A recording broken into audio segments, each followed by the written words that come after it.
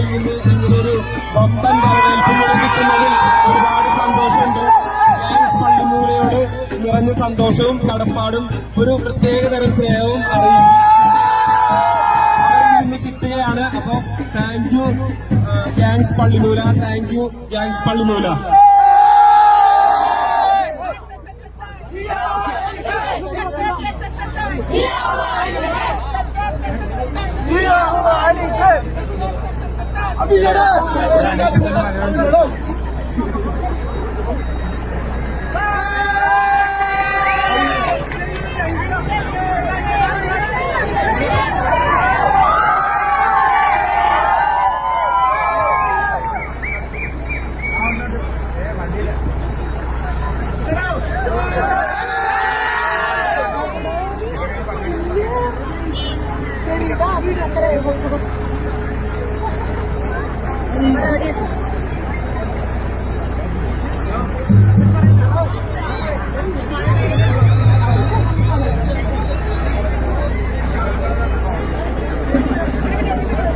ഒരുപാട് സന്തോഷമുണ്ട്.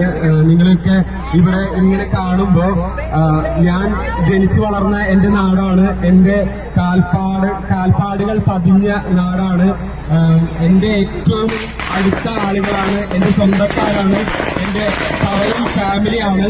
അപ്പോ നിങ്ങളുടെ എല്ലാവരുടെയും സന്തോഷവും സ്നേഹവും ഒക്കെ കാണുമ്പോൾ തീർച്ചയായിട്ടും എന്താണ് ഈ അവസരത്തിൽ നിങ്ങളോടൊക്കെ പറയേണ്ടത് എന്നറിയില്ല. ആക്ച്വലി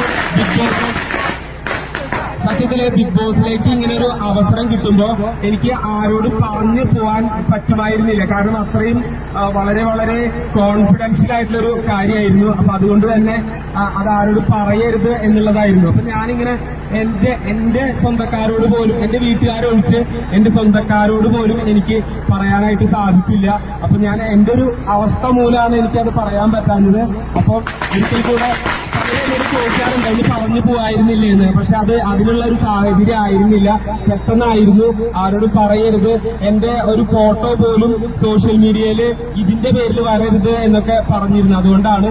പക്ഷെ വീട്ടിൽ, അതായത് ബിഗ് ബോസ് ഹൗസിലേക്ക് കയറി കഴിഞ്ഞപ്പോ എന്താണ് എനിക്ക് തോന്നിയതെന്ന് ചോദിച്ചിട്ടുണ്ടെങ്കിൽ ഞാനൊരു വേറൊരു ലോകത്തിലെത്തിയ പോലെയാണ് എനിക്ക് തോന്നിയത്. ഒരു മായാ ലോകത്ത് എത്തിയ പോലെയായിരുന്നു.